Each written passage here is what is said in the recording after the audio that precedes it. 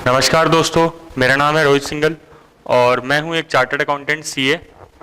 देखिए, RAS mains में अपने जो एक कुछ टॉपिक जुड़े हैं कॉमर्स के, मैं उसके लिए अपने का एक सीरीज बना के दे रहा हूं आपको। ठीक है, कौन कौन से टॉपिक जुड़े हैं आपको पता है। आरएएस मेंस से 2016 से 2016 से जैसे टॉपिक जुड़ा है अकाउंटेंसी वाला पोर्शन। ठीक है, एक तो है मैनेजमेंट और एक है अकाउंट्स एंड ऑडिट, अकाउंट्स वाला जो पार्ट है। ठीक है, तो मैं कोशिश करूंगा कि दोनों टॉपिक आपको पूरे पूरे करवाएं। अगर ये टॉपिक अपने टाइम पे हो जाते हैं तो उसके बाद मैं आपको आरएएस के हिसाब से इकोनॉमिक्स भी कराऊंगा। जैसे अपन को पता है कि इकोनॉमिक्स के अंदर इन्होंने टॉपिक ऐड कर रखे हैं, वर्ल्ड इकोनॉमिक्स भी है, राजस्थान इकोनॉमिक्स भी है और इंडियन इकोनॉमिक्स भी है। तो क्योंकि मैं सीए हूँ तो हम लोग ये सब चीज़ें डेली की डेली पढ़ते हैं और मैं काफ़ी टाइम से पढ़ा भी रहा हूँ। मेरे को करीबन 8 साल का एक्सपीरियंस है पढ़ाने का। ठीक है, दूसरे अलग अलग कॉलेजेस में। ठीक है, तो बिना टाइम गवाए अपन आज डिस्कस करते हैं कि अपन पढ़ेंगे क्या। ठीक है, मैं सबसे पहले टॉपिक उठा रहा हूँ मैनेजमेंट से। और मैनेजमेंट जो है वो कौन से पेपर के अंदर आता है, पेपर नंबर 1 के अंदर, आरएएस के अंदर, मेंस के यूनिट नंबर 3 के अंदर। ठीक है, और उसमें भी पार्ट नंबर बी के अंदर आता है। आपको पता है कि पार्ट उसमें 3 है, ए बी सी करके। तो अपन ये टॉपिक उठा रहे हैं। जैसे ही अपने मैनेजमेंट के सारे टॉपिक पूरे हो जाएंगे तो फिर अपन अकाउंट्स चालू कर देंगे। आज अपन मैनेजमेंट में क्या टॉपिक पढ़ रहे हैं, मैनेजमेंट में अपन पढ़ रहे हैं सोर्सेज ऑफ फाइनेंस। ठीक है, टॉपिक का नाम है सोर्स ऑफ फाइनेंस। तो कितने तरह के फाइनेंस के सोर्स होते हैं? 2, एक तो शॉर्ट टर्म और एक लॉन्ग टर्म। अच्छा, ये वीडियो इंग्लिश मीडियम और हिंदी मीडियम दोनों की दोनों स्टूडेंट्स के लिए है, ऐसा कुछ नहीं है, क्योंकि मैं हिंदी में बोलूंगा और जो टर्म्स होंगे वो मैं इंग्लिश और हिंदी दोनों में यूज करने की कोशिश करूंगा। ठीक है, लेकिन अपन बिल्कुल प्योर हिंदी में नहीं जाएंगे। जैसे अपन अकाउंट्स को लेखा शास्त्र ही नहीं बोलेंगे, वहां तक नहीं जाएंगे। ठीक है, या ऑडिट को अंकेषण नहीं बोलेंगे, अपन ऑडिट को ऑडिट ही बोलेंगे। ठीक है, फिर भी अगर आप चाहते हो तो आप इसके लिए मेरी बुक भी रेफर कर सकते हो। मेरी बुक है मार्केट के अंदर अवेलेबल, गर्ग बुक डिपो। ठीक है, उसके ऊपर लिखा हुआ है जीबीडी और रोहित सिंघल आपको लिखा हुआ मिल जाएगा उसके अंदर, जो मैंने केवल आरएएस मेंस के पार्ट के हिसाब से बना रखी है। ठीक है, तो आपको उससे काफ़ी हेल्प मिल सकती है। अदरवाइज आप बुक नहीं भी परचेस करोगे तो मैं जो पढ़ा रहा हूँ आपके लिए वो मोर देन सफिशिएंट है। ठीक है, मेरा कोई ऑब्जेक्टिव यहाँ पे पब्लिसिटी का नहीं है। मेरा ऑब्जेक्टिव ये है कि मेरे काफ़ी सारे स्टूडेंट, बहुत सारे स्टूडेंट्स आरएएस मेंस लिख रहे हैं और खुद मैं भी आरएएस मेंस लिख रहा हूँ। ठीक है, अब की बार, और इसलिए मैं चाहता हूं कि भाई अपन सबको फायदा मिले, विन विन सिचुएशन हो जाए यहाँ पे। तो अपन टॉपिक जो डिस्कस कर रहे हैं वो है सोर्सेज ऑफ फाइनेंस। फाइनेंस मतलब क्या होता है और क्यों जरूरी होता है? ठीक है, फाइनेंस मतलब बिजनेस के लिए, देखो अगर किसी बिजनेस को एक्सपेंशन करना है, मतलब किसी बिजनेस को बढ़ाना है, फैलाना है, तो उसके लिए पैसे की जरूरत पड़ेगी, फाइनेंस की जरूरत पड़ेगी। ठीक है ना, तो फाइनेंस आएगा कहाँ से? तो उसके वो अपन बोलते हैं सोर्स। अब सोर्स 2 तरीके से होते हैं। ठीक है, लॉन्ग टर्म और शॉर्ट टर्म। ये तो समझ में आ गया ना कि फाइनेंस की जरूरत क्यों है? क्योंकि बिजनेस को क्या करना होता है? फैलाना होता है। बिजनेस स्टार्ट करने के लिए भी फाइनेंस की जरूरत पड़ती है। अगर आपको सपोज करो आपने सोचा कि मेरे को कोचिंग पढ़ाना है अपने यहाँ पे, ठीक है, तो आपको किस किस चीज़ की जरूरत पड़ेगी? आपको टेबल की जरूरत पड़ेगी, आपको चेयर की जरूरत पड़ेगी, है ना, आपको मार्कर की, व्हाइट बोर्ड की या ब्लैक बोर्ड की जरूरत पड़ेगी। तो वो सब चीज़ें आप कैसे खरीदोगे? आप किसी न किसी से पैसे लोगे या खुद के पास होंगे। तो वो चीज़ क्या है? फाइनेंस है। ठीक है, अब तो अपन देखेंगे पहले लॉन्ग टर्म सोर्स, फिर अपन देखेंगे शॉर्ट टर्म सोर्स। चलिए स्टार्ट करते हैं। आप जैसे जैसे मैं लिखते जा रहा हूँ, मैं अलग से लिखवाऊंगा नहीं, आप वैसे वैसे नोट्स बनाते जाइए। नोट्स मोर देन सफिशिएंट है। अगर आप ये नोट्स पढ़ लोगे तो आपका काम चल जाएगा एग्जाम में और बहुत अच्छे से आप आंसर लिख पाओगे, जो आरपीएससी अपनी डिमांड करती है उस हिसाब से। ठीक है, फिर आपको कहीं पे भी कुछ भी वीडियो वगैरह सर्च करने की जरूरत नहीं है अलग से। ठीक है, तो इतना मैं गारंटी कर देता हूँ कि कॉमर्स के पोर्शन के अंदर आपको कहीं पे भी कुछ भी जाने की जरूरत नहीं है। जितना मैं पढ़ा रहा हूँ उतना मोर देन सफिशिएंट है। ठीक है, आप याद करोगे हाँ भाई एग्जाम के टाइम पे कि हाँ इस बंदे ने कुछ पढ़ाया था तो काम आ रहा है। पहले लॉन्ग टर्म फाइनेंस उठाते हैं सबसे पहले। तो लॉन्ग टर्म फाइनेंस कितने तरह के होते हैं? सबसे पहले शेयर्स। शेयर भी 2 तरह के होते हैं, इक्विटी शेयर और प्रेफरेंस शेयर्स। पहले इन सबके नाम लिख लेते हैं, फिर एक एक करके सबको डिस्कस करेंगे डिटेल के अंदर, ठीक है। एक होते हैं डिवेंचर्स, और डिवेंचर जैसे ही कुछ होता है बॉन्ड्स, सुना होगा आपने, जैसे कई बार अभी आजकल चल रहा है मसाला बॉन्ड, है ना, ठीक है। तो अपन देखेंगे मसाला बॉन्ड क्या होते हैं।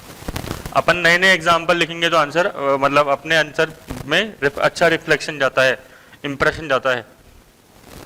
एक होता है एडीआर, एक होता है जीडीआर, ठीक है। तो अगर अपन ये सोर्स समझ लेते हैं फाइनेंस के लॉन्ग टर्म, तो ये बहुत है अपने स्टार्टिंग करने के लिए, ठीक है। अपने एग्जाम में अपन लिख सकते हैं। अच्छा, ये जो मैं पढ़ा रहा हूँ ये आपके इकोनॉमिक्स में भी काम में आएगा, क्योंकि ये इकोनॉमिक्स में भी टॉपिक होते हैं। शेयर्स, प्रेफरेंस शेयर्स अपन पढ़ते रहते हैं, डिवेंचर, बॉन्ड, जो अपन शेयर मार्केट की बात करते हैं वो सब टॉपिक आते हैं। तो सबसे पहले अच्छा ये आप डायग्राम बना लेना, ठीक है। अगर अपन डायग्राम बना के लिखेंगे तो एग्जाम में अच्छा इंपैक्ट जाता है और अपन को नंबर भी क्या है अच्छे मिल जाते हैं, ठीक है। चलिए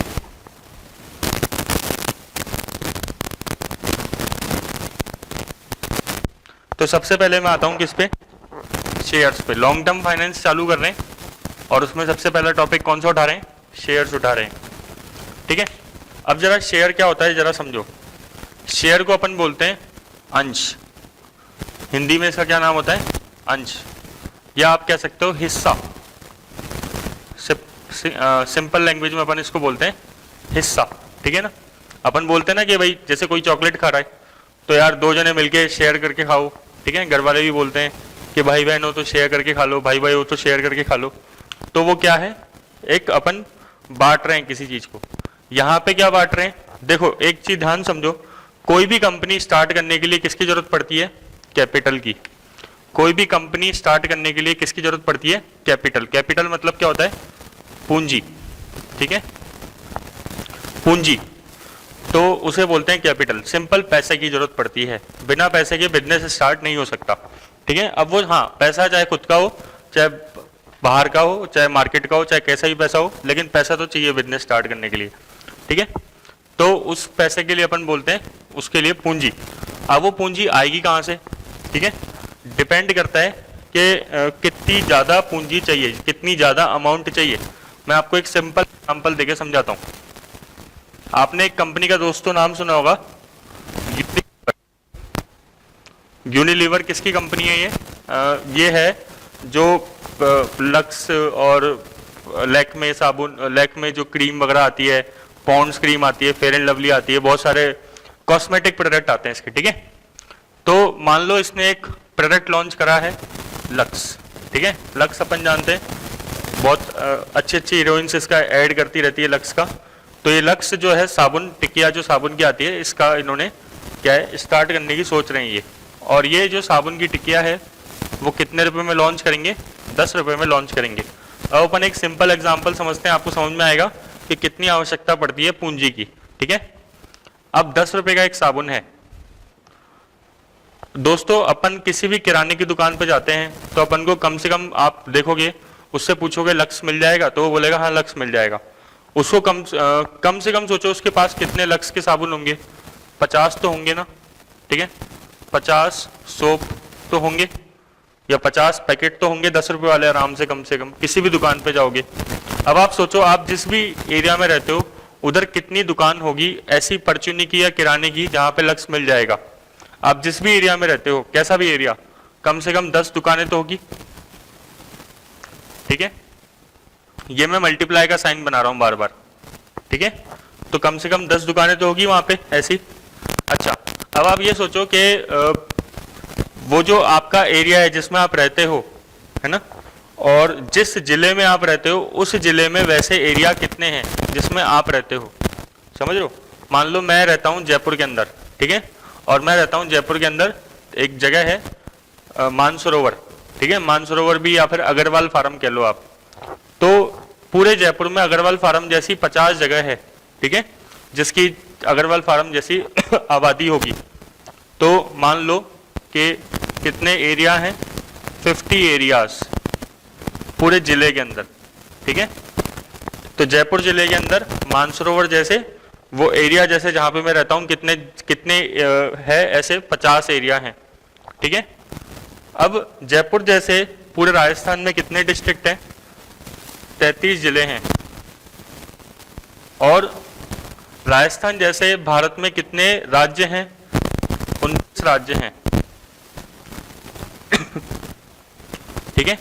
और लक्स साबुन आप ये देखना कभी भी केवल इंडिया में नहीं बिकता है, ऐसा नहीं कि केवल इंडिया में बिकेगा, इंडिया के बाहर भी बिकेगा, ठीक है। और ऐसे करके 193 यूएनओ के मेंबर्स हैं, 195-96 के आसपास देश हैं। तो मान लो अगर 10 देशों में भी ये कंपनी जो है लक्स को लॉन्च करना चाहती है, ठीक है, तो आप सोचो इतने पैसे की आवश्यकता पड़ेगी नहीं पड़ेगी? क्यों? क्योंकि हर साबुन कितने रुपए का है? 10 रुपए का है। कितने साबुन हैं हर दुकान पे अवेलेबल? कम से कम 50। ये तो कम से कम है। होलसेलर के पास जाओगे ना आप तो पूरे के पूरे कार्टन इतने सारे वो 10-10, 20-20 कार्टन रखते हैं, और 50 तो एक मिनिमम ले हैं, ठीक है। और कम से कम अपने एरिया में 10 शॉप होगी, हो सकता है ज्यादा हो, ठीक है। और ऐसे पूरे जिले के अंदर 50 एरिया होंगे, हो सकता है इससे भी ज्यादा हो, ठीक है। और राजस्थान के अंदर जयपुर जैसे 33 जिले हैं और 29 राज्य हैं और 10 देशों के अंदर मान लो वो लक्स कंपनी अपना प्रोडक्ट बेचना चाहती है। अब सोचो आप, लक्स यूनिलीवर का एक ब्रांड है, केवल एक ब्रांड है ना। ऐसे लक्स जैसे यूनिलीवर के कम से कम 1000 ब्रांड आते हैं, ठीक है, कॉस्मेटिक। आप यूनिलीवर के प्रोडक्ट डालो गूगल पे तो हजारों प्रोडक्ट मिलेंगे आपको। और यूनिलीवर इंडिया के अंदर हिंदुस्तान यूनिलीवर नाम से चलती है, हिंदुस्तान यूनिलीवर। यही यूएसए के अंदर अमेरिकन यूनिलीवर बन जाती है, यूके के अंदर यूके यूनिलीवर बन जाती है। तो इतनी सारी कंपनियां हैं, तो इसके 100 ब्रांड भी आप मान लो, ठीक है, लक्स जैसे। तो सोचो ये कम से कम है 100 ब्रांड, है ना, वरना बहुत ज्यादा ब्रांड है। तो सोचो लक्स कंपनी को या यूनिलीवर को कितना पैसे की आवश्यकता पड़ती होगी, क्योंकि आप किसी भी दुकान पे जाओगे ना तो एट अ टाइम आपको लक्स मिल जाएगा। आप इंडिया में जाओगे आज, है ना, कहीं भी स्टेट में, तो आपको लक्स मिल जाएगा, ऐसी कोई दिक्कत नहीं आएगी। आप किसी भी जिले में चले जाओ राजस्थान के अंदर आपको मिल जाएगा। बहुत सारी परचूनी की दुकान होगी, 90% परचूनी की दुकान होगी जिसमें आपको लक्स एक साथ मिल जाएगा।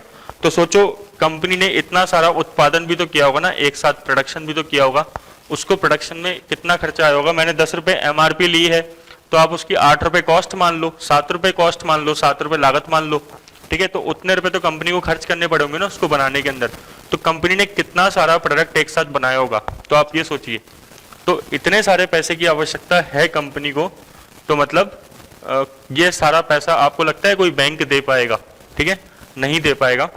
तो क्वेश्चन मार्क आता है, ये पैसा देगा कौन? ये सवाल है, ये मेरा क्वेश्चन है। तो इसलिए अपन किसके पास जाते हैं? इसलिए बताओ किसके पास जाएंगे? पब्लिक के पास, पब्लिक द ग्रेट, जनता के पास जाएंगे और उनसे पैसे निकलवाएंगे। उनसे बोलेंगे कि भैया हमें पैसे दो, ठीक है, हमें पैसे दो। अच्छा, तो अब इसको अगर आप मल्टीप्लाई करोगे, अगर आप कैलकुलेटर भी लेके बैठोगे तो कैलकुलेटर में भी इतने सारे जीरो हो जाएंगे कि ये एरर शो करने लग जाएगा, ठीक है। तो बैंक वाले तो इतना पैसा दे नहीं सकते। और आपको पता है कि बैंकों में तो आजकल इंडिया के बैंकों में तो एक समस्या चल रही है, जैसे बोलते हैं नॉन परफॉर्मिंग असेट। और अपने ये एनपीए पूरा इकोनॉमिक्स में कोर्स में भी है, ठीक है। जब अपन देख रहे हैं कि आजकल करीबन जो नॉन परफॉर्मिंग असेट है इंडियन बैंक्स का 9 लाख करोड़ के आसपास पहुंच चुका है और लगातार बढ़ते जा रहा है, ठीक है। Even state bank of India ने भी लॉस शो करा है पहली बार, ठीक है, 2400 करोड़ का, वो भी एक क्वार्टर के अंदर।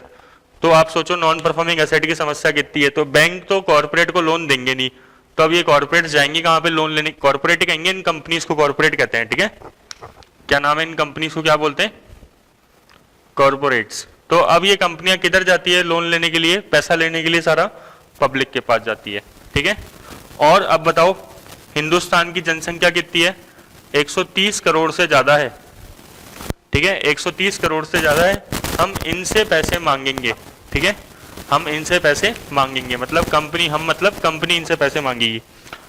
अच्छा, कंपनी क्या एक व्यक्ति से इतने सारे पैसे मांग सकती है क्या? नहीं मांग सकती।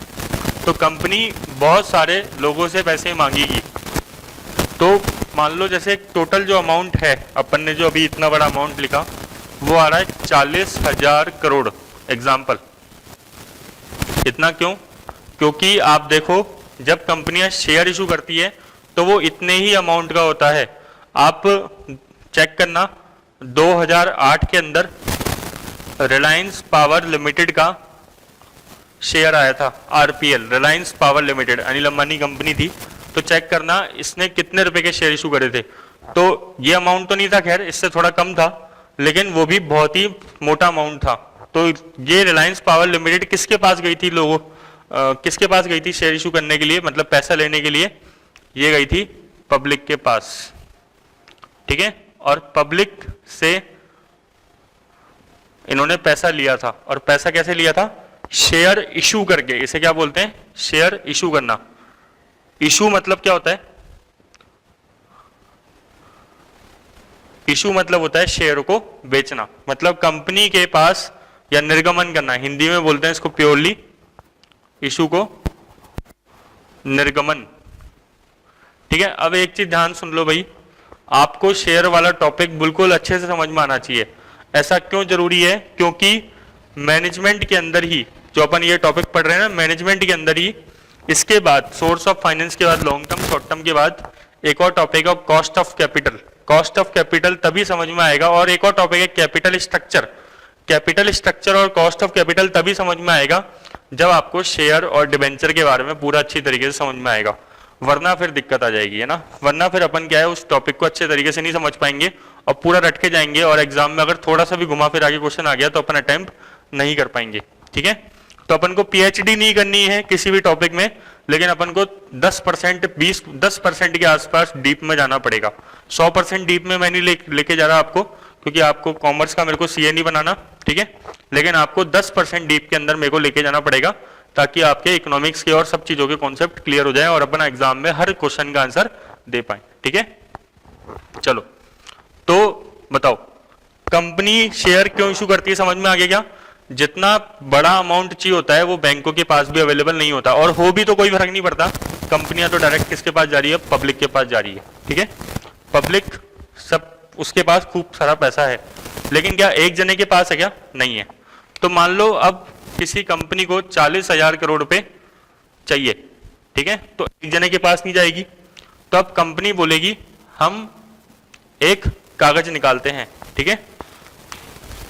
ये मान लो ये कागज है, एग्जाम्पल लो, ये पेपर है, ऐसे फील करो, ठीक है। तो ये पेपर निकालते हैं, और ये एक पेपर कितने रुपए का होगा? 10 रुपए का, ठीक है।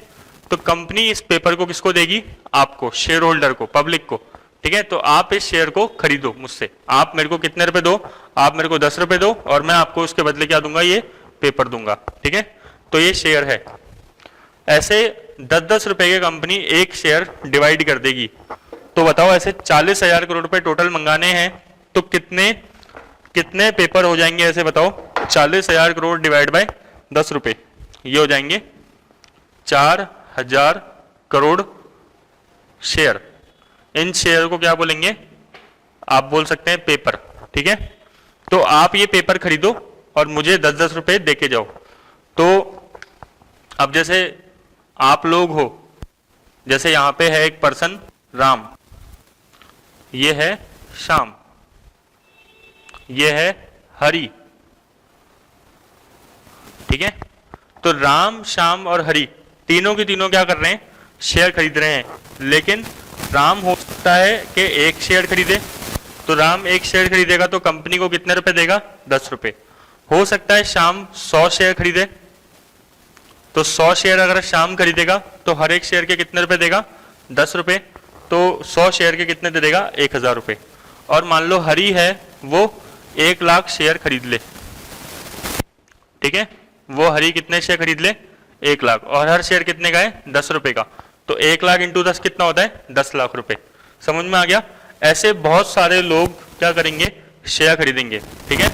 और जो कंपनी मार्केट में शेयर बेच सकती है, आपने इकोनॉमिक्स में पढ़ा होगा प्री के अंदर, जो कंपनियां मार्केट में शेयर बेच सकती है ऐसी कंपनी को क्या बोलते हैं? Public company. जो कंपनी मार्केट में शेयर बेच सकती है, इशू कर सकती है, निर्गमन कर सकती है, ऐसी कंपनी को क्या बोलते हैं? Public company. वैसे बेचना वर्ड गलत होता है, प्रॉपर वर्ड होता है निर्गमन, लेकिन आप बेचना समझ लो, कोई दिक्कत नहीं है, ठीक है। और आजकल ये भी बता दूं आपको कि शेयर जो हैं फिजिकल फॉर्म में नहीं होते हैं, मतलब पेपर की फॉर्म में नहीं होते हैं। पहले 1998 से पहले पेपर की फॉर्म में शेयर होते थे, अब लेकिन शेयर इलेक्ट्रॉनिक फॉर्म में होते हैं, दिखते नहीं हैं, ठीक है। लेकिन फिर भी आप ये मानो कि आपने 10 रुपए देके एक शेयर मुझसे खरीद लिया, आप ये समझो, और आप ये मानो कि आपके पास एक जेब में कागज आ गया जिसे आप पर्स में लेके घूम रहे हो, ठीक है, और वो आपका सबूत है कि आपने कंपनी को 10 रुपए दिए हैं, ठीक है। अब आप ये पूछ सकते हो सर हम शेयर खरीदते क्यों हैं, ठीक है ना, हमें क्या फायदा। अच्छा, कंपनी को तो फायदा समझ में आ गया ना कि कंपनी के पास पैसे आ जाएंगे।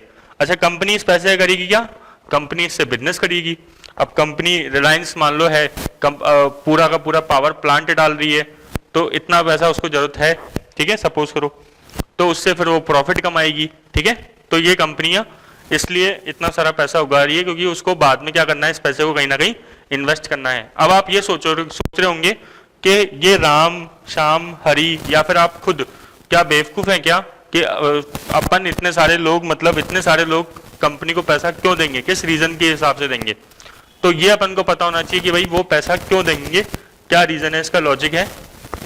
देखो अब एक बिल्कुल ध्यान समझना, जो पर्सन कंपनी के शेयर खरीदता है, जो पर्सन कंपनी के शेयर खरीदता है, आप लोग शेयर खरीदते हो ना कंपनी के, तो हम आपको क्या बोलेंगे, शेयर होल्डर। हम आपको क्या बोलेंगे, शेयर होल्डर, क्योंकि आपने क्या करे हैं, कंपनी के शेयर परचेज करे हैं। तो आप क्योंकि शेयर कंपनी के परचेज कर रहे हो तो आप अपने आप को क्या कहलाओगे, शेयर होल्डर या शेयर धारक। धारक लिखा होता है ना नोटों के पीछे, मैं धारक हूं, धारक को पैसे देने का वजन करता हूं, ठीक है, तो शेयर होल्डर, ठीक है। जो कंपनी का शेयर होल्डर होता है वो कंपनी का क्या होता है, ओनर, मालिक। बिल्कुल ध्यान समझना है ना, मतलब सर अगर ये राम श्याम और हरि तीनों की तीनों शेयर खरीद रहे हैं तो क्या तीनों के तीनों मालिक है क्या, बिल्कुल सही बात है, राम भी मालिक है, श्याम भी मालिक है, हरि भी मालिक है। लेकिन सर राम ने तो केवल एक शेयर खरीदा था और एक शेयर पे कंपनी को 10 रुपए मिले थे, तो क्या राम को मालिक कहेंगे, यस राम को फिर भी मालिक कहेंगे। कौन कहता है सर ये बात, ये बेटा कहता है कंपनीज एक्ट 2013, ठीक है। ये आपको नहीं पढ़ना है, बस मैं आपको थोड़ा सा बता रहा हूं कि आपके माइंड में चीजें बैठे, ठीक है। तो आप लोग कौन हो, शेयर होल्डर, और शेयर होल्डर कौन होता है, ओनर। आप लोग ओनर क्यों हो, क्योंकि जो बिजनेस में पैसे लगाता है वही बिजनेस का मालिक होता है, और अब की बार पैसे किसने लगाए हैं, आपने, तो आप बिजनेस के क्या कहलाओगे, ओनर या फिर मालिक, ठीक है। लेकिन आप अपने आप को क्या बोलोगे, शेयर होल्डर। ये टेक्निकल टर्म है, इसको आपको लिखना है एग्जाम में, शेयर धारक। समझ में आ गई बात, ठीक है। अच्छा, तो और क्या फायदा होगा, तो आपके पास ये प्रूफ है कि आपके पास एक कागज मिल गया, आपको शेयर मिल गया। वो शेयर की वैल्यू कितनी थी, 10 रुपए थी। अब ध्यान सुनो, कंपनी 40,000 करोड़ रुपए लेगी, मान लो मैं सपोज करो कंपनी हूं, मैंने आपसे 40,000 करोड़ रुपए ले लिए, और वो पूरे के पूरे पैसे मेरे हाथ में, मान लो एक पोटली है इतनी बड़ी, आप ये मानो कि मेरे हाथ में बहुत बड़ी पोटली है, मैंने उस 40,000 करोड़ को उस पोटली में डाला, ठीक है, और उस बड़ी सी पोटली को उठा के बंद किया और उसको इन्वेस्ट कर दिया, कहीं पे बिजनेस के अंदर लगा दिया। फिर मैंने उससे मशीन खरीदी, प्लांट खरीदा, फर्नीचर खरीदा, लैंड खरीदा, बिल्डिंग खरीदा, ये सब चीजें खरीदी, और फिर साल भर तक वो चीजें, वो पैसा बिजनेस में घूमता रहा, घूमता रहा, घूमता रहा। अब बताओ साल के अंत में क्या होगा, साल के अंत में मुझे पता लगेगा कि मेरा प्रॉफिट कितना है, मेरा फायदा कितना हुआ बिजनेस से। जितना भी मेरा बिजनेस से फायदा होगा, मान लो मेरा फायदा हुआ पूरे साल भर का, सपोज करो 100 करोड़ रुपए, ठीक है, एग्जाम्पल ले लेते हैं, 100 करोड़ रुपए फायदा हुआ, ठीक है। या फिर चलो रियलिस्टिक एग्जाम्पल लेना है, तो मान लो एग्जाम्पल है 5,000 करोड़ रुपए का फायदा हुआ नेट पहले साल के अंदर, ठीक है। अब 5,000 करोड़ का क्या करेंगे, क्या करेंगे बताओ। जो आप बिजनेस स्टार्ट करते हो, आपने बिजनेस करते समय पैसा लगाया, मान लो आपने अकेले बिजनेस स्टार्ट किया था, तो आप क्या करोगे, प्रॉफिट आपका है, ठीक है। लेकिन अब की बार कंपनी ने बहुत सारे लोगों से पैसा लिया था, 40,000 करोड़ रुपए बहुत सारे लोगों से लिए थे, ये सारे लोग थे इतने सारे, है ना, लंबी लाइन थी। अब ये सब लोग कंपनी को टकटकी लगा के देख रहे हैं कि कंपनी पूरे साल भर में कर क्या रही है, और कंपनी का पता लगा 5,000 करोड़ रुपए का कंपनी ने लाभ कमाया, प्रॉफिट कमाया। अब ये लोग क्या बोलेंगे, लाओ हमें क्या दो, ये प्रॉफिट दो, ठीक है। तो ये लोग एक्सपेक्ट करेंगे, ये लोग उम्मीद करेंगे कि ये जो प्रॉफिट है 5,000 करोड़ रुपए, ये कंपनी इन लोगों को बांटेगी। ठीक है, ये इंपॉर्टेंट कॉन्सेप्ट है। तो ये लोग क्या कर रहे हैं, कंपनी से उम्मीद कर रहे हैं कि 5,000 करोड़ रुपए कंपनी इन सब लोगों को बांटेगी। जब कंपनी इन सब लोगों को ये 5,000 करोड़ में से कुछ हिस्सा बांटेगी या पूरा 5,000 करोड़ बांट देगी, तो उस चीज को बोलते हैं डिविडेंड। उस चीज को क्या बोलेंगे, डिविडेंड। डिविडेंड को हिंदी में दोस्तों बोलते हैं लाभांश, लाभ अंश, लाभ का अंश है ना, लाभ का हिस्सा, संधि ऐसे होगी इसकी, तो लाभांश है ना। लाभांश मतलब प्रॉफिट का हिस्सा। प्रॉफिट का हिस्सा जब बांटते हैं है ना, जब किसी को डिस्ट्रीब्यूट करा जाता है तो उसे क्या बोलते हैं, इंग्लिश में डिविडेंड। तो मान लो कंपनी जो है रिलायंस, वो 5,000 करोड़ रुपए पूरा का पूरा शेयर होल्डर में बांट देती है, इन सब में बांट देती है 5,000 करोड़ रुपए। अब वो बांटेगी किसके हिसाब से, जितना जिसने हिस्सा लगाया था उसके हिसाब से बांटेगी। ऐसा नहीं कि राम को इन सबको बराबर बांटेगी, ऐसा नहीं होता है ना। तो जिसने जितने शेयर लगाए थे उस हिसाब से बांटेगी, उतना कैलकुलेशन पे नहीं जाना अपन को। तो फिर क्या होगा, वो ये सब लोग बोलेंगे कि भाई मजा आ गया, मजा आ गया, हमें तो क्या मिल गया, कंपनी से डिविडेंड मिल गया। ठीक है, समझ में आ गया। तो ये डिविडेंड इन लोगों को सबको मिल जाएगा पूरा का पूरा। अच्छा, ऐसा जरूरी नहीं है कि कंपनी ये पूरा का पूरा 5,000 करोड़ रुपए का डिविडेंड बांटे। हो सकता है कंपनी इस 5,000 करोड़ रुपए में से केवल 2,000 करोड़ का डिविडेंड बांटे। अगर कंपनी 2,000 करोड़ का डिविडेंड बांटेगी तो 2,000 करोड़ रुपए क्या कहलाएंगे, डिविडेंड।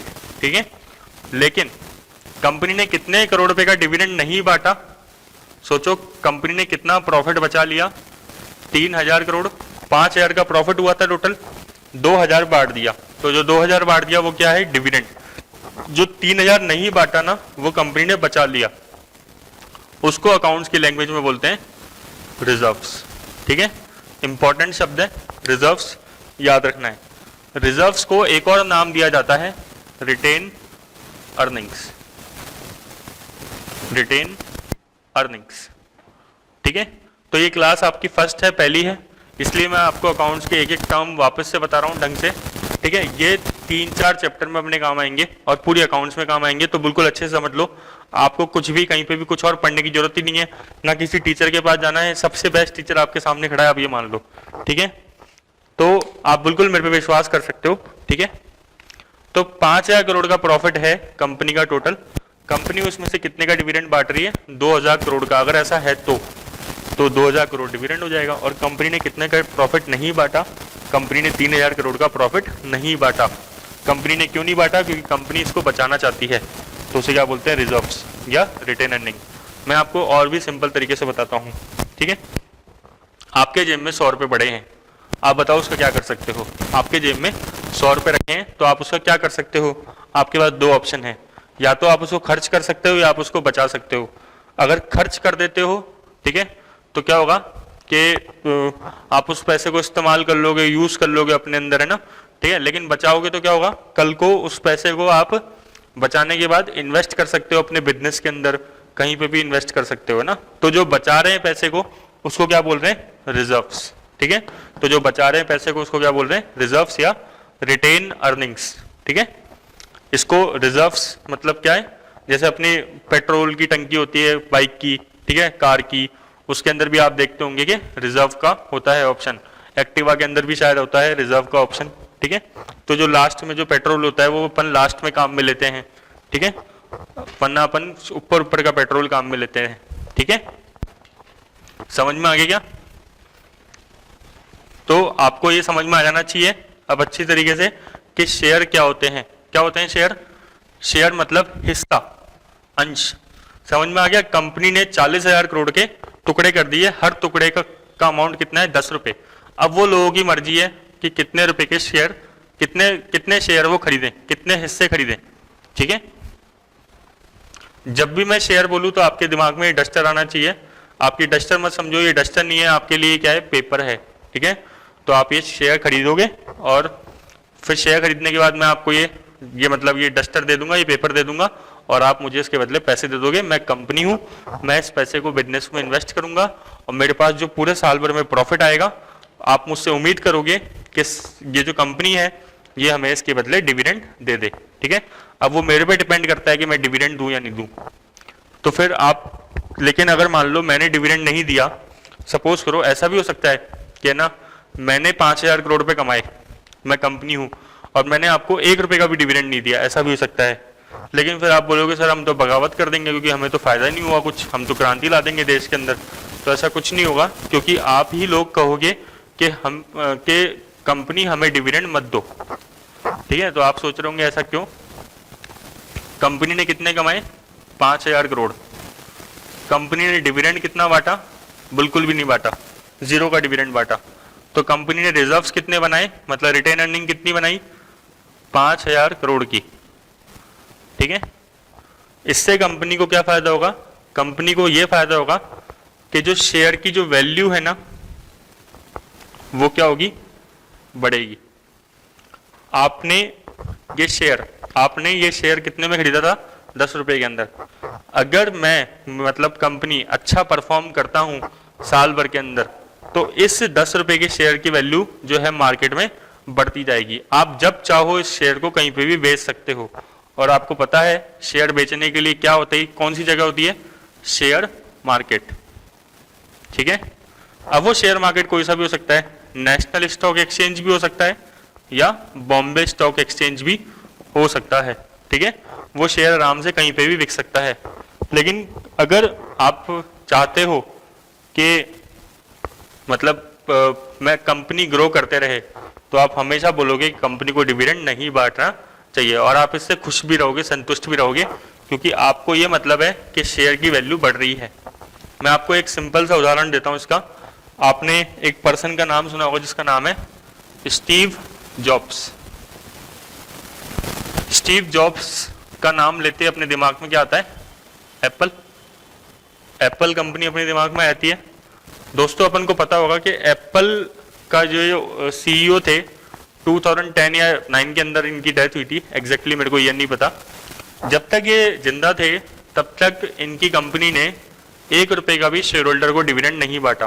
ठीक है, मतलब जिन लोगों से कंपनी ने बहुत सारा पैसा इकट्ठा किया था, कंपनी स्टार्ट करते समय जो शेयर होल्डर होते हैं, कंपनी के ओनर होते हैं, मालिक होते हैं, उन लोगों को कंपनी ने बिल्कुल भी डिविडेंड नहीं बांटा। लेकिन फिर भी वो लोग कंपनी से संतुष्ट थे। क्यों संतुष्ट थे? क्योंकि शेयर की वैल्यू क्या हो रही थी? बढ़ रही थी। अगर किसी ने स्टार्टिंग के अंदर 100 रुपए का एप्पल का शेयर खरीदा था, तो स्टीव जॉब्स के रहते रहते 2010 तक वो शेयर की वैल्यू हो गई थी 10,000 रुपए के आसपास। 100 रुपए के शेयर की वैल्यू 10,000, सोचो आप। ठीक है, मतलब आपके पास ये डस्टर आपने खरीदा था 100 रुपए का, तो कितनी वैल्यू हो गई थी इसकी? 10,000। तो आपको इससे फिर कोई मतलब नहीं मैं आपको डिविडेंड अलग से दे रहा हूं या नहीं दे रहा हूं, क्योंकि वैसे ही आपके शेयर की वैल्यू क्या हो रही है? हर साल बढ़ रही है। ठीक है, तो ये बहुत बड़ी चीज होती है। तो कंपनी मतलब ऐसा नहीं है कि कोई कंपनी समझदार मानी जाती है, डिविडेंड ज़्यादा देती है। तो कई बार ऐसी कंपनी को बेवकूफ़ भी कहते हैं, क्योंकि अगर कंपनी डिविडेंड कम देगी तो उसके शेयर की वैल्यू क्या होना चालू जाती है? बढ़ना चालू जाती है। इसका रीज़न क्या है? क्योंकि कंपनी डिविडेंड नहीं देगी तो अपने पास प्रॉफिट बचाएगी। क्या बनाएगी? रिजर्व्स बनाएगी। उस रिजर्व्स को बिजनेस में इन्वेस्ट करेगी दोबारा, और उससे और प्रॉफिट जनरेट होगा, और प्रॉफिट जनरेट होगा तो फिर शेयर की वैल्यू क्या होगी? बढ़ेगी। ठीक है, शेयर की वैल्यू बढ़ेगी। समझ में आ गया क्या? शेयर की वैल्यू वैसे डिमांड और सप्लाई के नियम पे चलती है जो स्टॉक मार्केट में लगता है। अब मेरे हिसाब से आपको शेयर समझ में आ गया पूरा का पूरा। ठीक है, ये शेयर समझना क्यों जरूरी है? क्योंकि 3-4 चैप्टर में काम आएगा, मतलब 3-4 अपने टॉपिक्स के अंदर। सोर्स ऑफ फाइनेंस के अंदर है, कॉस्ट ऑफ कैपिटल के अंदर है, कैपिटल स्ट्रक्चर के अंदर है, और अपने अकाउंट्स में भी कई जगहों पे आपके काम आएगा। तो अपन ने समझ लिया। अगर फिर भी आपको कोई डाउट हो तो आप कमेंट कर देना, मैं अगले वीडियो में और बता दूंगा आपको। ठीक है, अच्छा अब अपन बढ़ते हैं एक टॉपिक।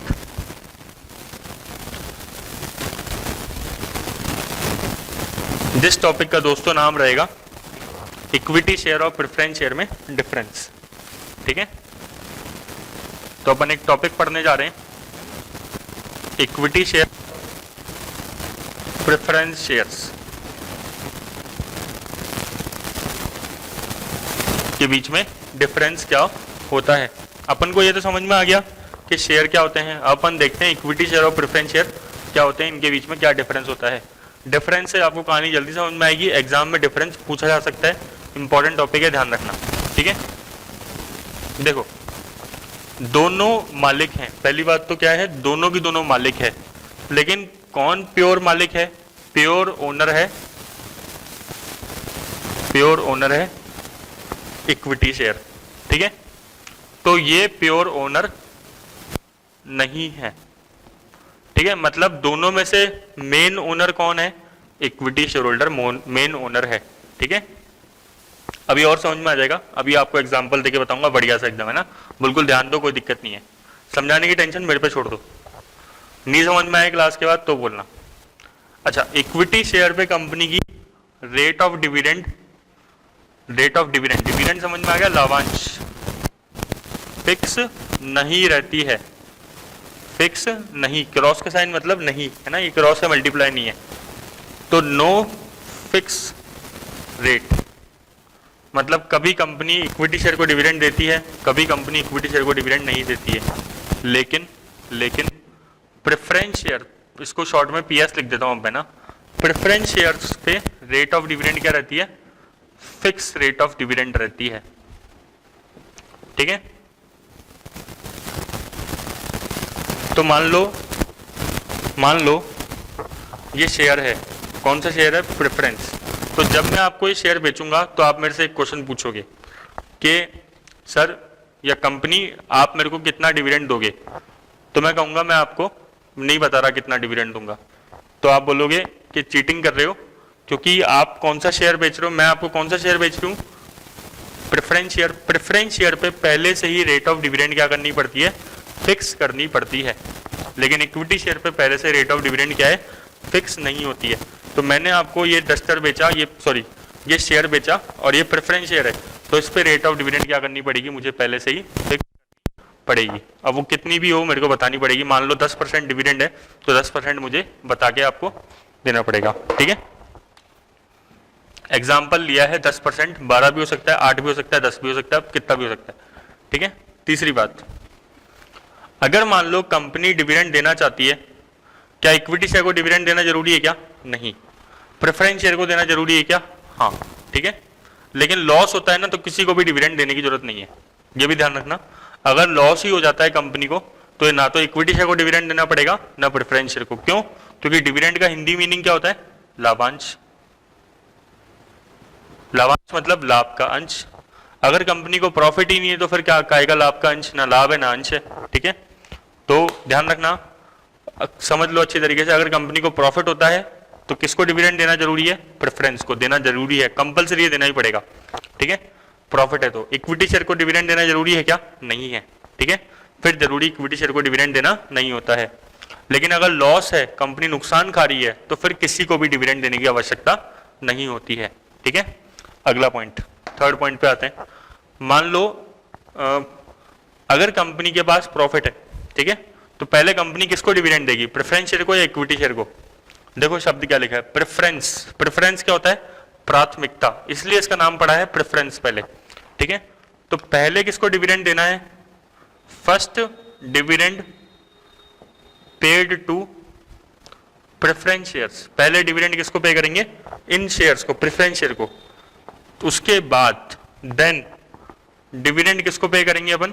पे टू इक्विटी शेयर्स। तो ये अपन को याद रखना है। तो पहले डिविडेंड किसको जाएगा? प्रेफरेंस शेयर को। उसके बाद डिविडेंड किसको जाएगा? इक्विटी शेयर को। अच्छा, और अब एक बात बताओ, जैसे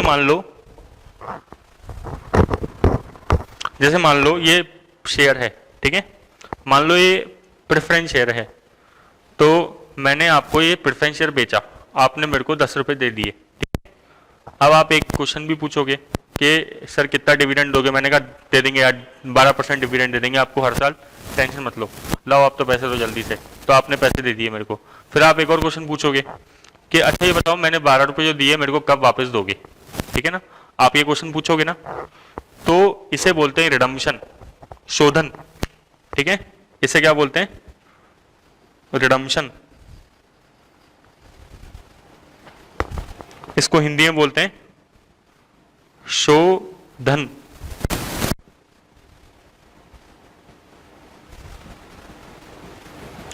शोधन मतलब क्या होता है? चुकाना। शोधन मतलब क्या होता है? चुकाना। और क्या बोल सकते हैं इसको? रीपेमेंट। ठीक है, तो प्रेफरेंस शेयर्स का जो कानून है कंपनी एक्ट 2013 वो क्या कहता है? 20 साल मैक्सिमम या अधिकतम 20 साल के अंदर अंदर कंपनी को प्रेफरेंस शेयर को पे करना पड़ेगा। 20 साल से ज्यादा कंपनी प्रेफरेंस शेयर के लिए नहीं ले सकती। ठीक है, तो जैसे मान लो मैंने आपको ये शेयर बेचा 10 रुपए के अंदर, तो मुझे आपको 10 रुपए कितने साल के अंदर लौटाने पड़ेंगे? 20 साल के अंदर अंदर लौटाने पड़ेंगे पूंजी। डिविडेंड तो हर साल देना पड़ेगा, वो अलग है। ठीक है, उसके बाद जो आपकी मूल पूंजी थी, मूल प्रिंसिपल जिसे अपन बोलते हैं, तो वो आपको मुझे कितने साल में देना है? मैक्सिमम 20 साल के अंदर। 2 साल के अंदर भी दे सकता हूँ, 4 के अंदर भी दे सकता हूँ, 5 के अंदर भी दे सकता हूँ, लेकिन 20 से ज्यादा तो बिल्कुल भी नहीं है सकता, कतई 20 से ज्यादा का ऑप्शन नहीं है। ठीक है, लेकिन इक्विटी शेयर्स के अंदर नो रीपेमेंट। ठीक है, मतलब अगर ये इक्विटी शेयर होता और मैं आपको इक्विटी शेयर 10 रुपए का दे देता, आपने मुझे 10 रुपए दिए, अब आप पूछते हो कि सर क्या कंपनी आप मुझे डिविडेंड दोगे? तो मैं कहूंगा मेरी मर्जी है डिविडेंड दूं या नहीं दूं, क्योंकि ये शेयर कौन सा है? इक्विटी शेयर है। ठीक है, दूसरी बात आप पूछोगे 10 रुपए मेरे कब लौटाओगे जो मैंने मूल दिया है अमाउंट? मैं कहूंगा नहीं लौटाऊंगा, लॉ मना करता है लौटाने के लिए। ठीक है, अब आप बोलोगे आप लोग क्यों खरीदोगे? तो मैंने आपको बताया था कि इक्विटी शेयर की जो वैल्यू होती है वो बढ़ती घटती रहती है। ठीक है, तो जब अगर इक्विटी शेयर की वैल्यू बढ़ रही घट रही है तो लोगों को इस बात से मजा आता है। रिस्क होता है, जिसमें रिस्क होता है उसी में रिटर्न होता है, उनकी एक्सपेक्टेशन होती है। ठीक है, इसलिए वो शेयर खरीदते हैं। समझ में आया? तो आप शेयर खरीद के रहे हो, केवल आपको डिविडेंड का लालच नहीं है, ना आपको लालच है कि वो पैसा जो लगाया था वो वापस मिले या नहीं मिले, आपको ये है कि आपके शेयर की वैल्यू बढ़ जाएगी। ठीक है, फिर अगर आपको फिर भी पैसा चाहिए बीच में कभी भी, तो आप ये शेयर आराम से शेयर मार्केट में बेच सकते हो, लेकिन आप ये शेयर मेरे पास वापस लेके नहीं आ सकते। मैं आपसे ये शेयर नहीं खरीदूंगा। आप आपस में जितने लोग हैं उनके बीच में शेयर खरीदो बेचो, कोई मतलब नहीं है, मैं लेकिन इस शेयर को नहीं खरीदूंगा। ठीक है, लेकिन अगर ये प्रेफरेंस शेयर होता तो आप ये शेयर मेरे पास लेके आते और मैं आपको 20 साल के अंदर अंदर उसका रीपेमेंट करके देता। हाँ, प्रेफरेंस शेयर आप आपस में भी खरीद बेच सकते हो, कोई दिक्कत नहीं है। ठीक है, तो इतना ज्यादा डीप में मत जाओ, बस थोड़ा थोड़ा आपको याद होना चाहिए। इक्विटी शेयर का रीपेमेंट पॉसिबल नहीं है। अब आप ये भी सोच सकते हो कि सर ये रीपेमेंट का ऑप्शन क्यों नहीं रखा है ना? क्यों इक्विटी शेयर जो है कंपनी के पास शेयर होल्डर जो है वो नहीं आ सकते पैसे लेने के लिए? देखो एक चीज समझो, आपके शरीर में सबसे इंपॉर्टेंट चीज क्या है? ठीक है, वैसे तो बहुत चीज इंपॉर्टेंट है, लेकिन सबसे ज्यादा इंपॉर्टेंट चीज है उसमें से खून, ब्लड। अगर अपने शरीर में से खून निकल जाए तो अपन जिंदा नहीं रह सकते। ठीक है, ब्लड इंपॉर्टेंट है, खून इंपॉर्टेंट है। उसी तरीके से बिजनेस के अंदर सबसे इंपॉर्टेंट चीज क्या है? कैपिटल। अगर बिजनेस से कैपिटल निकल जाए तो उसका वो खून निकल जाएगा और बिजनेस मर जाएगा। ठीक है, और वो कैपिटल सबसे इंपॉर्टेंट कौन देता है? Equity share holder. ठीक है, ये कंपनी के, इसलिए मैंने कहा प्योर ओनर हैं, या इसे आप कह सकते हो ये कंपनी के ट्रू ओनर हैं, सही मालिक हैं एकदम। ठीक है, ये जो पैसा लेते हैं ये कभी वापस, ये जो पैसा कंपनी को देते हैं ये वापस लेने की उम्मीद नहीं रखते हैं। हाँ, बस ये बदले में चाहते हैं कि रिटर्न मिलता रहे, तो रिटर्न या तो कंपनी इनको डिविडेंड दे सकती है या डिविडेंड नहीं दे तो इनके शेयर की वैल्यू बढ़ती रहती है। अगर इनको पैसे चाहिए होते हैं तो ये आपस में शेयर खरीदते बेचते रहते हैं मार्केट के अंदर, जो मैंने बताया एनएससी या BSc, national stock exchange, Bombay stock exchange. ठीक है, तो इक्विटी शेयर का रिडम्पशन पॉसिबल नहीं है। तो ये अगर आप 4-5 डिफरेंस समझ लोगे तो आ जाएगा काम। तो बताओ पहला डिफरेंस एक बार रिवाइज करा दो। पहला डिफरेंस क्या था? ओनर सही में कौन होता है? इक्विटी। ठीक है, देखो आप दोनों में से अगर आपको लगेगा रिस्क कौन बियर कर रहा है, रिस्क कौन उठा रहा है? रिस्क सारा इक्विटी शेयर होल्डर उठा रहे हैं। तो जो रिस्क उठाते हैं वही क्या है? वही ओनर कहलाते हैं। ठीक है, आप अपना बिजनेस स्टार्ट करो। ठीक है, आप अपने एक दोस्त से पैसे लो और आप एक खुद का पैसे डालो। ठीक है, सबसे आपका दोस्त तो आपको फिर भी बोल सकता है कि मेरे को पैसा वापस दे। ठीक है, अगर नुकसान हो गया तो फिर भी वो पैसा लेगा, लेकिन अगर नुकसान हुआ तो वो नुकसान को भुगतेगा कौन? खुद आप। अगर प्रॉफिट हुआ तो आपके दोस्त को एक, जितना आपने लोन लिया है, जितना आपने पैसे लिया है उसके हिसाब से आपको ब्याज देना पड़ेगा। वो आपके पूरे प्रॉफिट पे नजर नहीं मार सकता। ठीक है, वो ये नहीं कह सकता ला पूरा प्रॉफिट दे दे, लेकिन पूरा प्रॉफिट किसके पास जाएगा, आपके पास जाएगा। लेकिन अगर नुकसान भी हो गया तो फिर तब भी आपका दोस्त बोलेगा कि लाओ मेरे को मेरा हिस्सा दो, प्रॉफिट दो, और फिर आपको वो खुद को बियर करना पड़ेगा। ठीक है, तो आप ये ध्यान रखना, जो ओनर होता है वही क्या करता है, नुकसान को उठाता है। ठीक है, समझ में आ गया। तो इक्विटी शेयर क्या है, ओनर होता है सही मायने के अंदर। डिविडेंड, क्या डिविडेंड की रेट, क्या डिविडेंड की रेट फिक्स है क्या इक्विटी शेयर की, नहीं फिक्स नहीं है। प्रेफरेंस शेयर की फिक्स है क्या, हाँ फिक्स है। हाँ, लेकिन ध्यान रखना दोनों केस में ही लॉस में डिविडेंड नहीं दिया जाता। अगर लॉस हो गया तो प्रेफरेंस शेयर को भी डिविडेंड नहीं मिलेगा। प्रेफरेंस शेयर को ऐसे नहीं बोल सकते कि भाई हम स्पेशल है हमें डिविडेंड दो, ऐसा। प्रेफरेंस वर्ड क्यों लगा है, प्रेफरेंस वर्ड दो कारणों की वजह से लगा है। क्या, पहला कारण क्या है, डिविडेंड।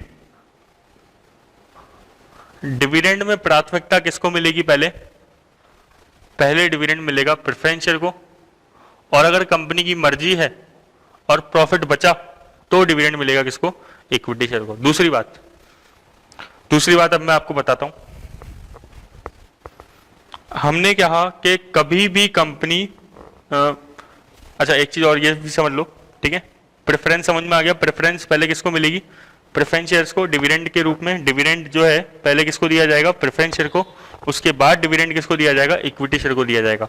अपन को एक पॉइंट और समझना है, डी पॉइंट, कि अगर कंपनी लोन लेती है, प्रेफरेंस शेयर से पैसा लेती है, आप लोन मत कहो, प्रेफरेंस शेयर से पैसा लिया, ठीक है, तो मैक्सिमम कितने साल के अंदर चुकाना है, 20 साल के अंदर चुकाना है, और इसमें कोई टाइम लिमिट नहीं होती है, मतलब कभी भी चुकाने की आवश्यकता नहीं है। ठीक है, हाँ, लेकिन एक अपवाद है, अगर कंपनी ही बंद हो जाए, तो फिर मालिक क्या करेगा, मालिक अपना पैसा लेके चला जाएगा, अगर बचा है तो। ठीक है, तो कंपनी ही बंद हो जाएगी तो मालिक अपना पैसा लेके चला जाएगा, अगर बचा है तो।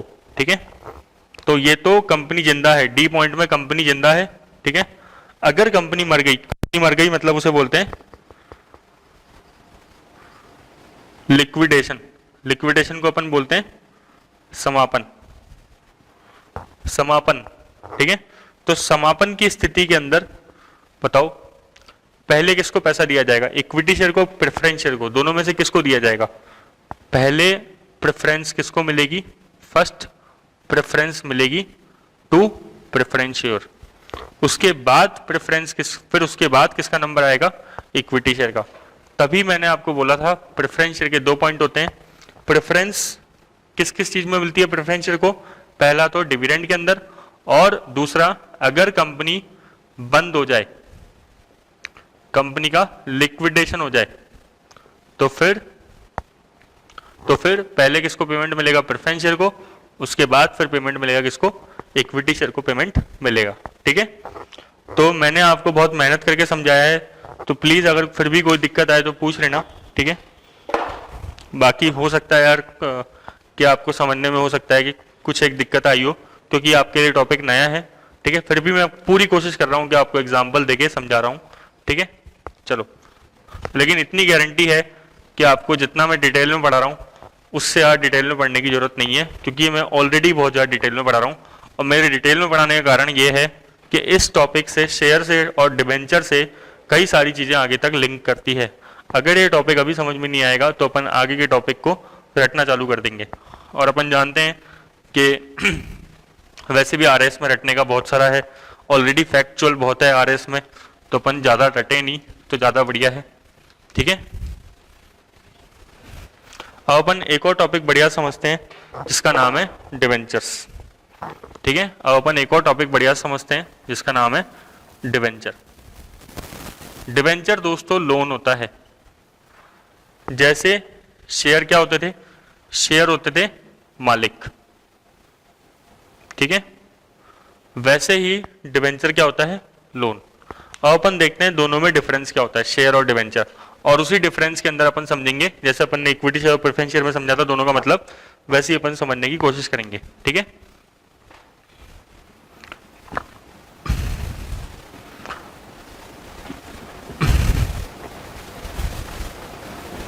अच्छा एक बात बताओ, जब क्वेश्चन में लिखा हो शेयर और डिवेंचर में डिफरेंस है, तो आप कौन से शेयर को दिमाग में रखोगे?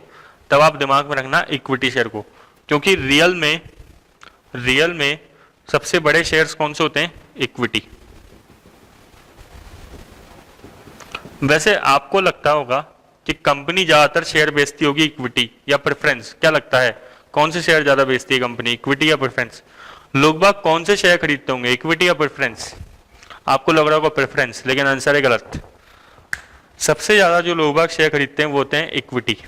प्रेफरेंस शेयर तो बहुत सारी कंपनियां इशू करना ही बंद कर चुकी है। बहुत सारी कंपनी की बैलेंस शीट, आप छोड़ो बैलेंस शीट क्या होती है अभी, है ना, लेकिन बहुत सारी कंपनी की रिपोर्ट्स के अंदर प्रेफरेंस शेयर होते ही नहीं है। ज्यादातर शेयर कौन से होते हैं? इक्विटी। इसका रीजन है कि लोगों को इक्विटी शेयर खरीदने में मजा आता है, लोगों को रिस्क में मजा आता है, ठीक है। प्रेफरेंस शेयर की वैल्यू जल्दी से नहीं बढ़ती है, क्यों? क्योंकि उसमें रिस्क नहीं होता, ठीक है। जिसमें रिस्क होता है उसी की वैल्यू बढ़ती घटती रहती है, तो रिस्क किसमें है? इक्विटी शेयर में। आप बोलेंगे सर लोग बाग रिस्क क्यों लेते हैं? बेटा अगर लोग बाग रिस्क नहीं लेंगे, ठीक है, तो लोग बाग शेयर मार्केट में आएंगे ही नहीं। वो किधर जाएंगे? बैंक में एफडी करा लेंगे, ठीक है, 6% 7% का ब्याज लेके खुश हो जाएंगे। वो बंदा जो शेयर मार्केट में आ रहा है उसके माइंड में पहले से ही सेट है कि मेरे को रिस्क लेना है, तो वो कौन से शेयर खरीदेगा? इक्विटी शेयर, ठीक है। तो हमेशा लोग बाग ज्यादातर इक्विटी शेयर ही खरीदते हैं, मैंने तो आज तक यही देखा है, ठीक है, और होता भी यही है, टेंशन मत लो। अब अपन देखते हैं डिवेंचर और शेयर में क्या डिफरेंस है। शेयर समझ में आ गया, इक्विटी शेयर की बात कर रहे हैं। डिवेंचर कौन होते हैं?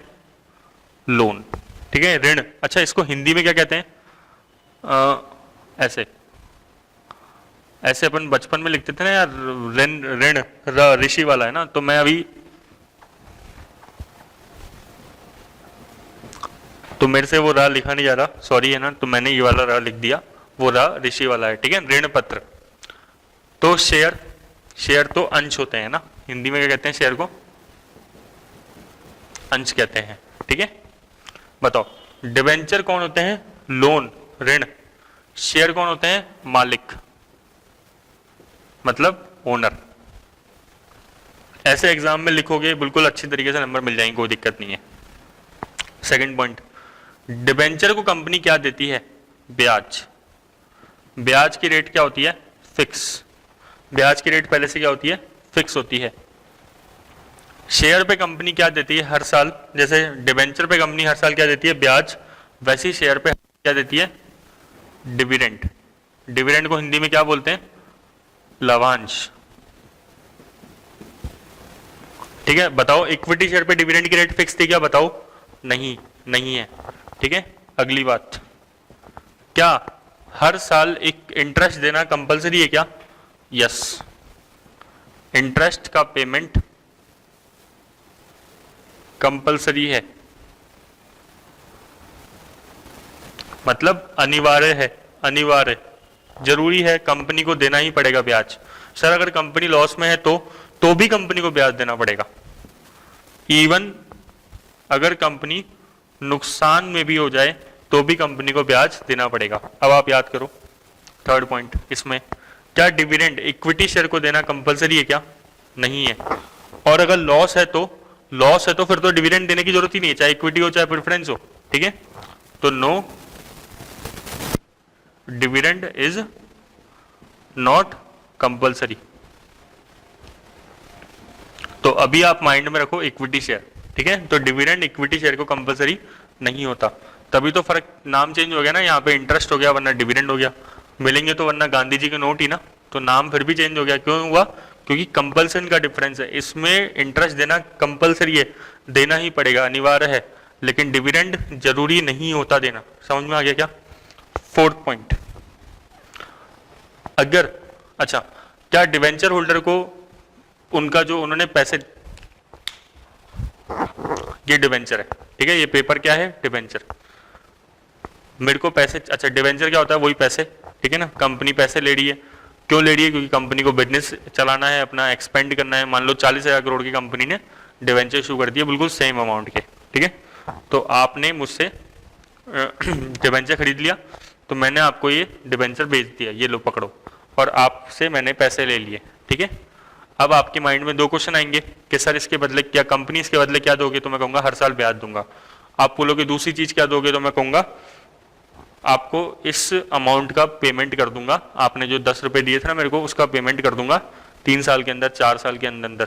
क्या बोलते थे इसको, रिडम्पशन। प्रेफरेंस शेयर में पढ़ा था ना अपन ने कि प्रेफरेंस शेयर का रिडम्पशन या शोधन होना चाहिए कंपनी की जिंदगी के अंदर, कंपनी के लाइफ टाइम के अंदर। कितने साल के अंदर, 20 साल के अंदर कहा था ना। तो डिबेंचर का भी शोधन होना जरूरी है। तो फोर्थ पॉइंट क्या है, फोर्थ पॉइंट क्या है, रिडम्पशन। फोर्थ पॉइंट क्या है, रिडम्पशन, शोधन। ठीक है, तो डिबेंचर का शोधन जरूरी है क्या, यस, टाइम लिमिट के अंदर। टाइम लिमिट कंपनी एक्ट ने नहीं बता रखी, ठीक है, और आपको जाना भी नहीं है उसके अंदर। क्या शेयर का शोधन होना जरूरी है क्या, क्या कंपनी इक्विटी शेयर का रिडम्पशन कर सकती है क्या, नहीं। क्यों नहीं कर सकती, सर आपने बताया था इक्विटी शेयर मतलब कैपिटल, मालिक मतलब ब्लड, खून, खून निकल जाए तो बिजनेस खत्म हो जाएगा, समझ में आ गया ना। तो वही लॉजिक है, यहाँ पे ध्यान रखना। हाँ, अगर ये प्रेफरेंस शेयर होता तो 20 साल के अंदर कंपनी रिडम्पशन कर देगी, ठीक है। अगर कल को कंपनी बंद हो जाए, ठीक है, अगर कल को कंपनी बंद हो जाए तो पहले डिबेंचर को पेमेंट करेंगे, इक्विटी शेयर को पेमेंट करेंगे, बताओ। ऑब्वियसली पहले किसको पेमेंट किया जाएगा, डिबेंचर को। तो मतलब सर कहानी क्या है, इधर देखो एक बार ढंग से, आपको सब समझ में आ जाएगा। अब सबसे पहले कंपनी क्या देती होगी, डिबेंचर पे ब्याज, है ना। सबसे पहले कंपनी क्या देती है, डिबेंचर पे ब्याज। अगर उस कंपनी ने प्रेफरेंस शेयर भी निकाल रखे हैं तो कंपनी प्रेफरेंस शेयर पे क्या देती होगी, डिविडेंड। कंपनी प्रेफरेंस शेयर पे क्या देती होगी, डिविडेंड। क्या डिबेंचर पे इंटरेस्ट की रेट फिक्स रहती है क्या, हाँ। क्या प्रेफरेंस शेयर पे डिविडेंड की रेट फिक्स रहती है क्या, हाँ। अगर प्रॉफिट बचेगा इन दोनों को देने के बाद, ठीक है, और कंपनी की इच्छा है तो, दोनों चीजें इंपॉर्टेंट है, अगर प्रॉफिट बचा तो और कंपनी की इच्छा है तो तब जाके कंपनी किसको डिविडेंड देगी, इक्विटी शेयर्स को, वरना डिविडेंड देना इक्विटी शेयर को कंपलसरी नहीं है। कंपनी प्रॉफिट बच रहा है तो भी कंपनी बोल सकती है कि मैं इक्विटी शेयर को डिविडेंड नहीं दूंगी, लेकिन हाँ अगर प्रॉफिट बच रहा है तो प्रेफरेंस शेयर को डिविडेंड तो देना पड़ेगा। मैंने कई बार रिपीट कर दिया, समझ में आ गया होगा, फिर भी पूछ लेना अगर नहीं आया तो। क्लियर, क्या समझ में आ गया। तो ये 4 पॉइंट अपन को ऐसे याद रखने हैं, शेयर और डिबेंचर में डिफरेंस क्या है, ठीक है। एक और अपन पॉइंट याद रख सकते हैं, 5th पॉइंट, जब कंपनी डिबेंचर पे क्या देती है हर साल, ब्याज। जब कंपनी डिबेंचर पे हर साल क्या पे करती है, ब्याज, उस ब्याज की टैक्स में क्या मिल जाती है, छूट मिल जाती है। टैक्स में क्या मिल जाता है उसको, बेनिफिट मिल जाता है। कॉर्पोरेट टैक्स पढ़ा है आपने, सुना होगा, इनकम टैक्स। तो कंपनी को इनकम टैक्स में क्या मिल जाती है, छूट मिल जाती है ब्याज की। तो जैसे ही कंपनी ब्याज पे करेगी उसको अपने प्रॉफिट में से कम कर देती है और कंपनी को फिर टैक्स भी कम देना पड़ता है, क्योंकि प्रॉफिट कम हो गया तो टैक्स भी कम देना पड़ेगा, ठीक है। लेकिन लेकिन लेकिन बहुत ही इंपॉर्टेंट टॉपिक है, बहुत ही इंपॉर्टेंट पॉइंट, अगर कंपनी डिविडेंड पे करती है, अगर कंपनी डिविडेंड पे करती है, चाहे इक्विटी शेयर को पे करे चाहे प्रेफरेंस शेयर को पे करे, कोई फर्क नहीं पड़ता।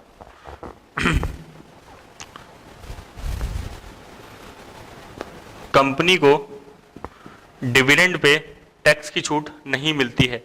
कंपनी को डिविडेंड पे करने पे, डिविडेंड को चुकता करने पे, लाभांश को पे करने पे आय कर में या इनकम टैक्स में कोई भी रियायत नहीं मिलती है, कोई भी छूट नहीं मिलती है, ठीक है। आपको लगेगा बहुत अजीब है, लेकिन क्या करें, income tax act, income tax आयकर अधिनियम 1961, इनकम टैक्स एक्ट 1961 यही कहता है क्या करें, ठीक है।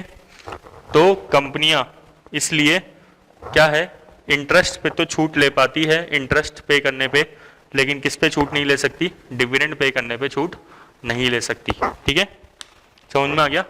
ये पॉइंट बहुत ही इंपॉर्टेंट है, कॉस्ट ऑफ कैपिटल में काम आएगा, 5th पॉइंट लास्ट वाला। वैसे तो पूरा ही काम आएगा, लेकिन फिर भी आपको ये सारे पॉइंट अपन को अच्छे तरीके से आने चाहिए। 5th पॉइंट तो बहुत इंपॉर्टेंट है।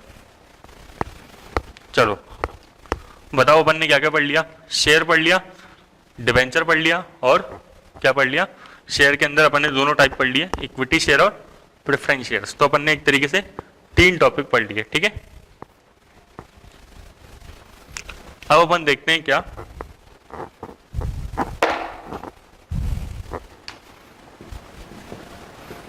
एडीआर और जीडीआर। अच्छा चल क्या रहा है, ये टॉपिक क्या चल रहा है, source of finance. Source of finance कौन सा, लॉन्ग टर्म या short term, long term. Short term अपन बाद में पढ़ेंगे, पहले एक बार लॉन्ग टर्म पढ़ लें, ठीक है। थको मत, ठीक है, आपसे मैं थक रहा हूं यहाँ पे, ठीक है, लेकिन फिर भी अपन को क्या करना है, अपन को अपना आरएस मेंस निकालना है टाइम पे, तो अपन को इतना सारा मेहनत तो करनी पड़ेगी। एडीआर की फुल फॉर्म क्या होती है, अमेरिकन डिपॉजिटरी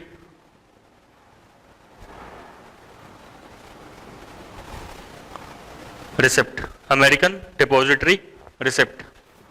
जीडीआर की global depository receipt.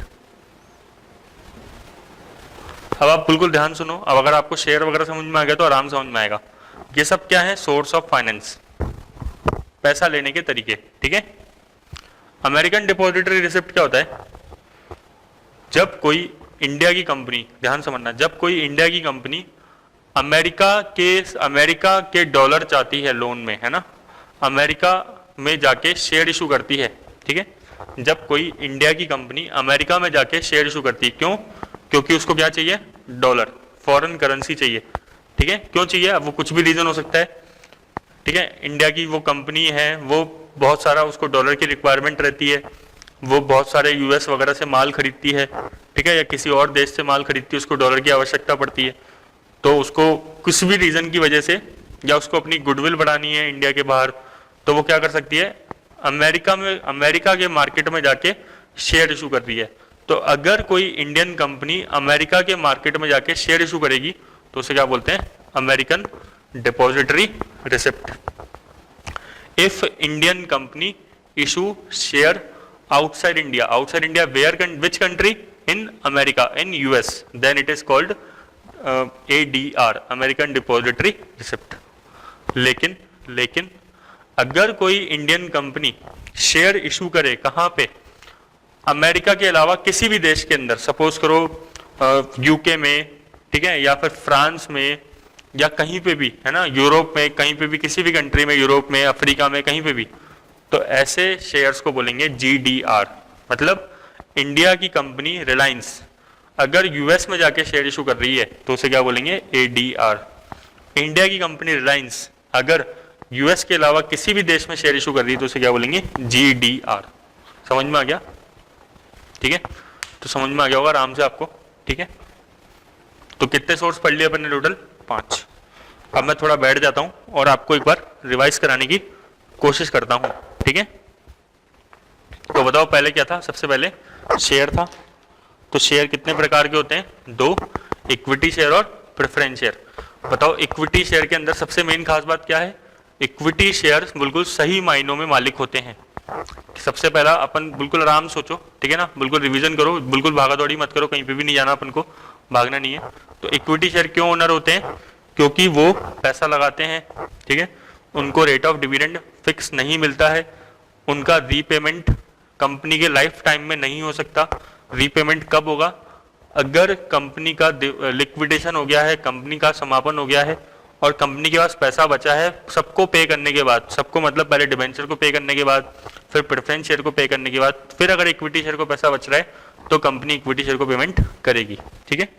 Preference share की खास बात क्या है, प्रेफरेंस को प्रेफरेंस मिलती है, प्रेफरेंस शेयर को प्रेफरेंस मिलती है कितने चीजों में, 2 चीजों में। मतलब कौन कौन सी चीज, पहली चीज कि प्रेफरेंस को डिविडेंड पहले मिलता है इक्विटी शेयर से पहले। दूसरी बात, अगर कंपनी बंद हो जाती है तो पहले किसको पेमेंट मिलेगा, प्रेफरेंस शेयर को, हाँ उससे पहले डिबेंचर को पेमेंट मिलेगा, वो बात भी सही है, लेकिन अपन कंपेयर कर रहे हैं प्रेफरेंस शेयर को और इक्विटी शेयर को, ठीक है।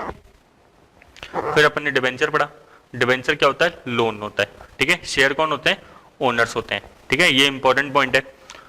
डिवेंचर होल्डर को कंपनी क्या पे करती है, ब्याज पे करती है। शेयर को कंपनी क्या पे करती है, डिविडेंड पे करती है। ब्याज की जो रेट होती है वो फिक्स होती है, लेकिन इक्विटी शेयर की जो रेट ऑफ डिविडेंड होती है वो फिक्स नहीं होती, हाँ, लेकिन प्रेफरेंस शेयर की रेट ऑफ डिविडेंड फिक्स होती है, ठीक है। फिर अगर कंपनी ब्याज पे करती है तो कंपनी को टैक्स में उसकी क्या मिलती है, छूट मिलती है। लेकिन कंपनी अगर डिविडेंड पे करे, चाहे वो डिविडेंड इक्विटी शेयर को पे करे, चाहे वो प्रेफरेंस शेयर को पे करे, उसमें ब्याज की, उसमें टैक्स की छूट नहीं मिलती है। समझ में आ गया, फिर उसके बाद एडीआर जीडीआर, अगर कोई कंपनी इंडिया के बाहर यूएस में जाके शेयर इशू करे तो उसे क्या बोलते हैं, एडीआर, अमेरिकन डिपॉजिटरी रिसिप्ट। अगर कोई कंपनी अमेरिका के अलावा किसी और मार्केट में शेयर इशू करे तो उसे क्या बोलते हैं, जीडीआर, ग्लोबल डिपॉजिटरी रिसिप्ट। तो सोर्स ऑफ फाइनेंस लेने के बाद करती क्या है कंपनी, वो सारा पैसा इकट्ठा करके बिजनेस में लगाती है और फिर टोटल जो प्रॉफिट होता है फिर वो देखती है कि मुझे बांटना है या नहीं है। कई कंपनियां डिविडेंड बांटने में विश्वास नहीं रखती है। ठीक है दोस्तों, तो मैंने आपको इतना बता दिया। धन्यवाद। अपन अब अगली क्लास में मिलेंगे और शॉर्ट टर्म फाइनेंस समझेंगे। अगर फिर भी आपको कोई डाउट रहे तो आप कमेंट करो, मैं आपका आंसर दूंगा। थैंक यू यार।